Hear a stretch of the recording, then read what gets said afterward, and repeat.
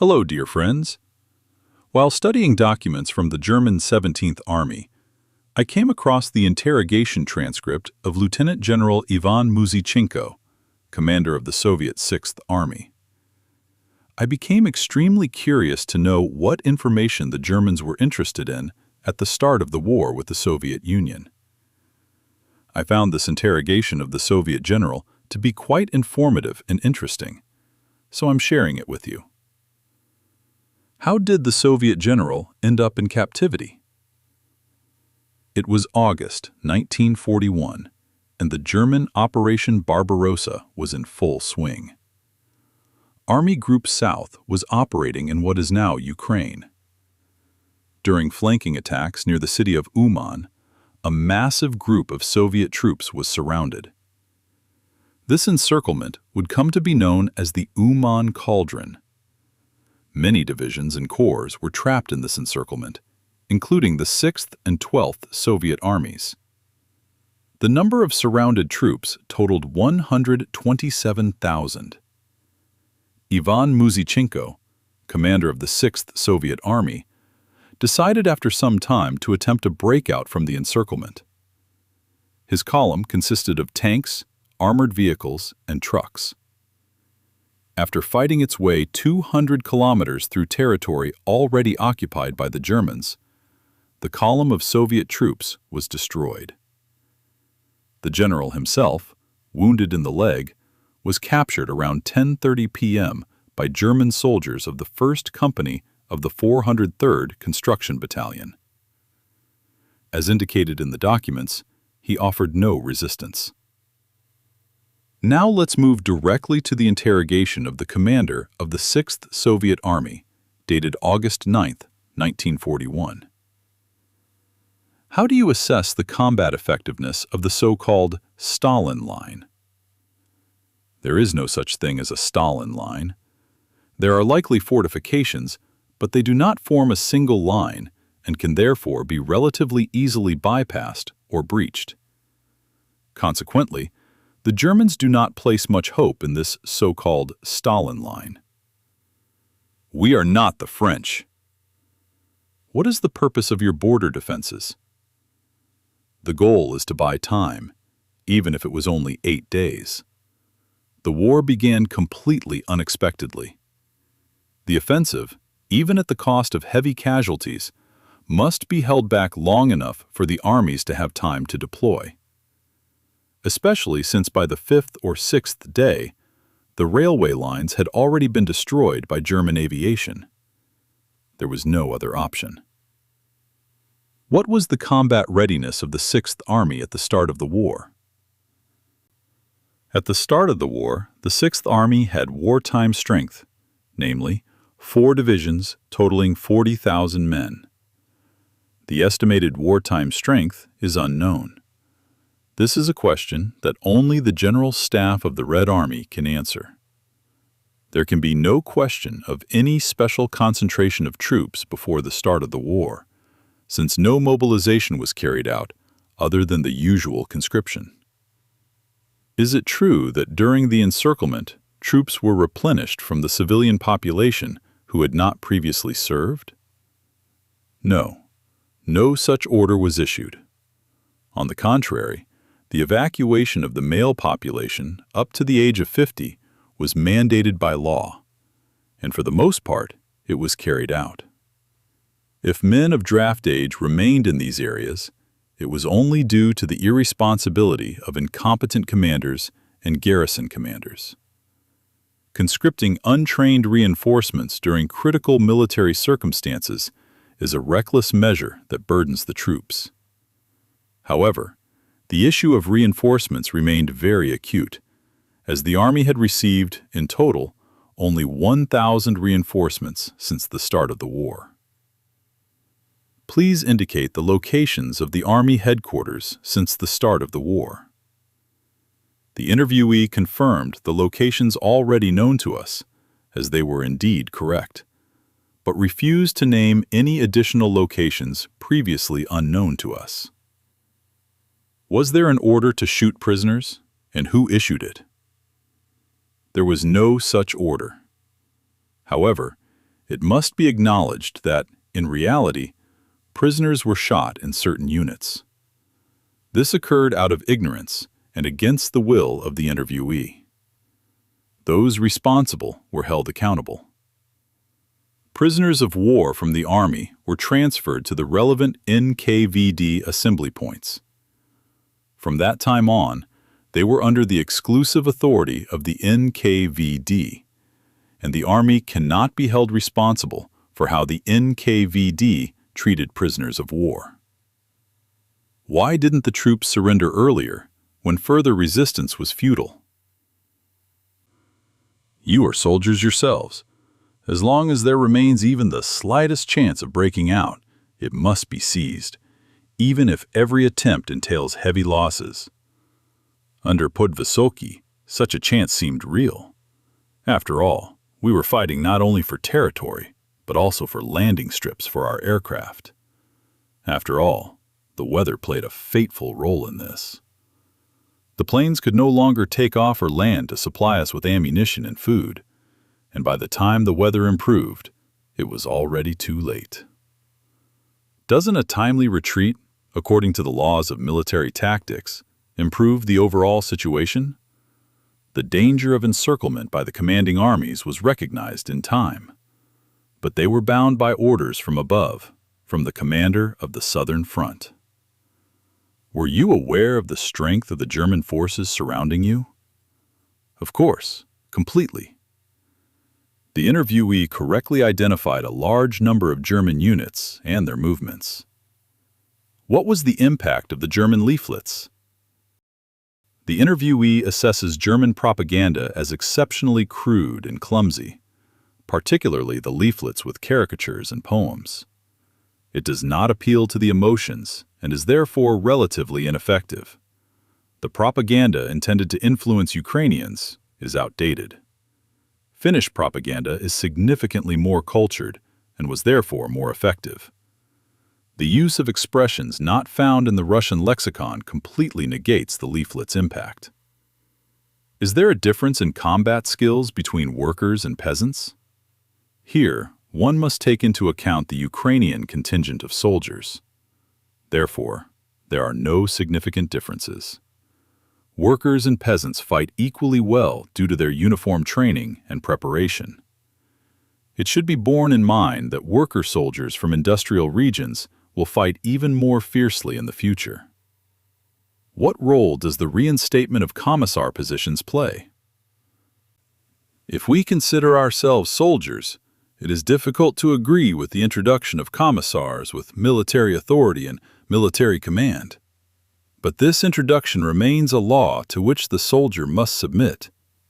Naturally, there were frictions between commanders and commissars. Also, the commissars had a habit of signing everything presented to them by the commander. Of course, he was master of the house. Which German weapon made the greatest impression? I don't have a high opinion of the tank forces. After reports from France about the tanks' successes, we expected more. In response to the interviewer's remark, the interviewee stated that under these conditions, tank forces could have achieved entirely different results. On the contrary, heavy mortars make an exceptional impression. Did you yourself ever consider encircling the advancing tank groups? Yes, but we lacked the forces to do so. The armies had gone 40 days without reinforcements. The undertaking seemed hopeless. What is your own opinion of Jewish commissars and of Jews in general? It is true that Jews hold high positions in Russia, but no one is allowed to express their own opinion about Jews, since an unfavorable opinion can be punished by imprisonment. This practice aligns with Soviet notions of the equality of all peoples. The interviewee made it clear that he personally, like perhaps the majority of the Russian people, harbors an inner antipathy toward Jews. What are the reserves of the remaining Red Army tank forces? The loss of 13,000 tanks can be considered quite acceptable.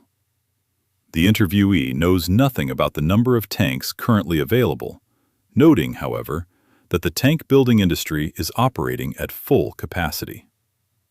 What is the estimated duration of this war? Russia is prepared for a very long war. Russia is not France, which was defeated in 30 days.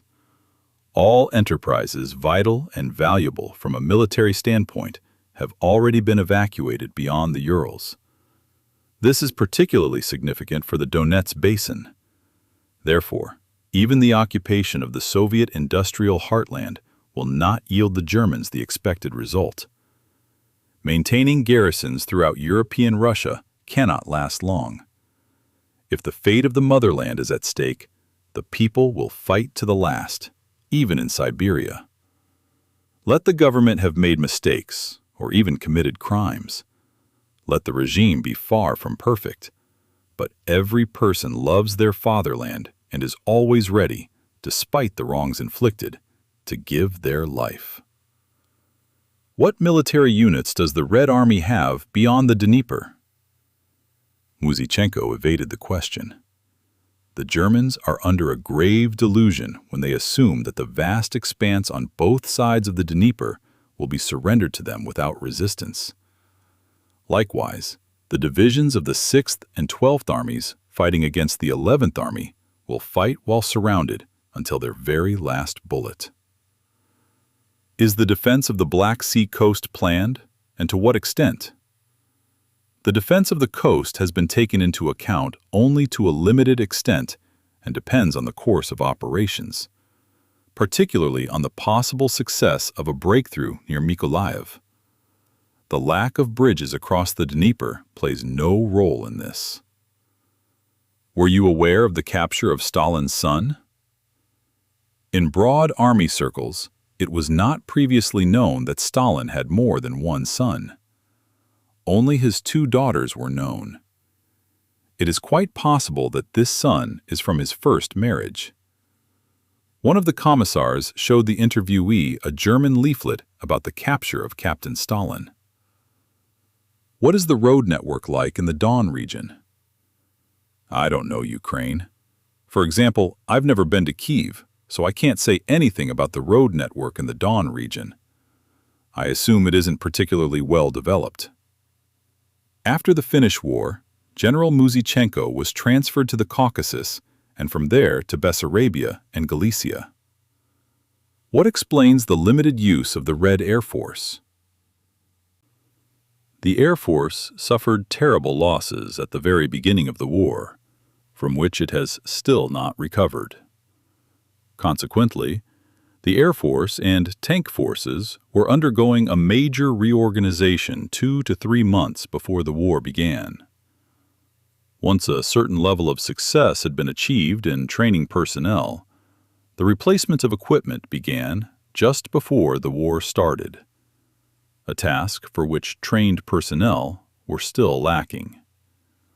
Thus, the start of the war proved to be unfortunate for both branches of the military.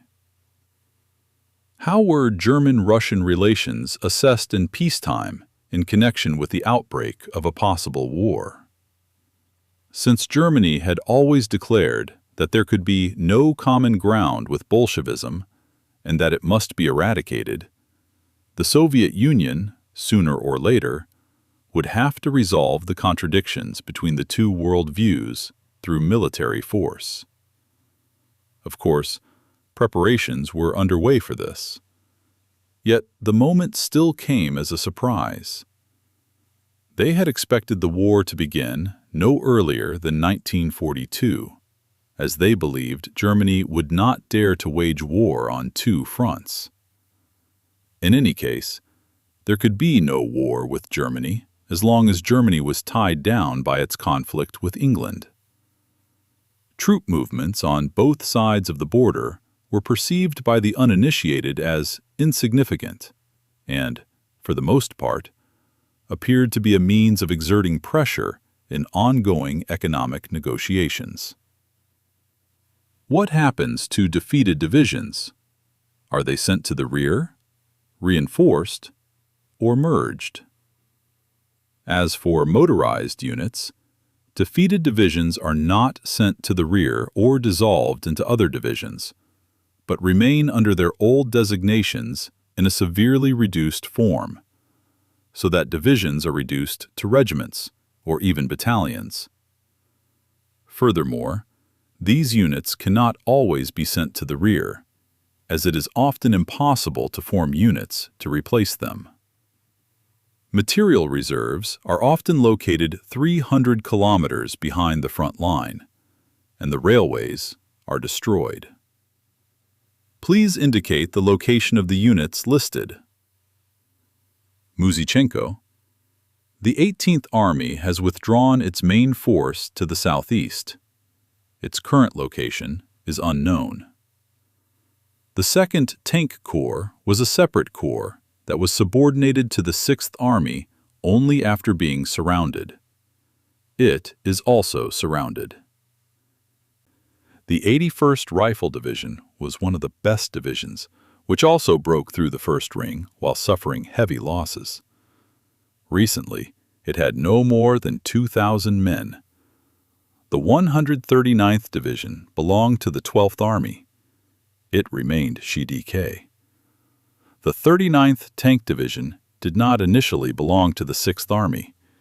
It had at most one regiment and entered the 6th Army's sector already during operations. It also remained in the Cauldron. The 44th Tank Division belonged to the 12th Army. The interviewee knows nothing about the 3rd Rifle Division, the 19th Motorized Division, the 138th Rifle Division, the 146th Rifle Division, the 191st Rifle Division, and the 9th Tank Division. During the interrogation, General Muzychenko asked to be informed of the current situation at the front. Since the start of the war, no information had been received from the leadership regarding the overall situation or the conduct of operations. Captured documents served as a good source of information for them. It seemed strange, GDK them, how often the most important documents containing detailed information about operational plans, boundaries, combat missions, unit composition, and so on were taken GDK lines and could be found in the hands of killed officers. Unfortunately, despite repeated orders, this practice has not been eradicated on the Russian side either. Of GDK significance to them was the discovery near Rava Ruska, which provided a broad understanding of the GDK leadership's future intentions based on the papers of a single fallen German officer. Assessment of the general's character. General Muzychenko is of Ukrainian origin. His family had lived in the vicinity of Poltava for generations. His father left the family farm and became a sailor on the Baltic Sea. He himself was raised in Finland and attended a seminary in Vasa from 1912 to 1918. At the age of 17, he joined the Red Army and, among other things, fought in the Baltic region near Riga against the rearguard of von Holtz's army. For these battles, he was awarded the Order of the Red Banner. He is now 39 years old, and 7 years ago, he was appointed division commander. When the rank of general was introduced last year, he became a major general. He is, as he himself proudly states, the youngest general in the Red Army. At the same time, he casually remarked that the 45-year-old division commander looks quite old and ready for retirement. During Stalin's purges in the Red Army in 1939, he was removed from his post and kept under strict surveillance for 2 years. His father and father-in-law were also arrested and convicted. During the Winter War, he was reinstated and received his second Order of the Red Banner for exceptional service and command. No soldier commander will ever forget the year 1939. A small clique of people had seized power for themselves. The NKVD is a terrible agency that can destroy any of us in the blink of an eye. The interviewee had already been thoroughly interrogated at various headquarters, most recently in the 17th Army during 2 interrogations lasting many hours. Therefore, the interrogation was deliberately limited to the above-mentioned questions. General Muzychenko is presumably a Slav of pure descent. His large, irregular facial features betray, especially when he speaks animatedly, considerable intelligence and an exceptionally sound mind. Decisive in his judgments, the general represents the type of Bolshevik who has been through the school of blood, a steadfast soldier with a sense of fortitude and honor. He is deeply devoted to the Bolshevik cause and, as he himself says, only once after 1939 did he doubt his faith. He takes the fate of his army and his own capture very hard, and considers his life over, no matter what happens. He believes in the invincibility of Russia, but ultimately comes to the conclusion that he expresses deep respect for the organization, courage, and fortitude of the German army, and expresses his gratitude for the fair treatment he has received. Taking into account the high qualities of the German army, he is not ashamed to have been defeated. Interrogation conducted by Oberleutnant Pauls. His fate turned out quite favorably. Lieutenant General Ivan Nikolaevich Muzychenko was held in German captivity until 1945 and was liberated by American troops on April 29, 1945. From May to December 1945, he underwent vetting by the NKVD. On December 31st, he was reinstated into the ranks of the Soviet Army. He was awarded for his participation in the battles near the city of Uman, where he was taken prisoner by the Germans. That's all for today. What do you think of this video format? Please leave your thoughts on this material in the comments. See you all next time.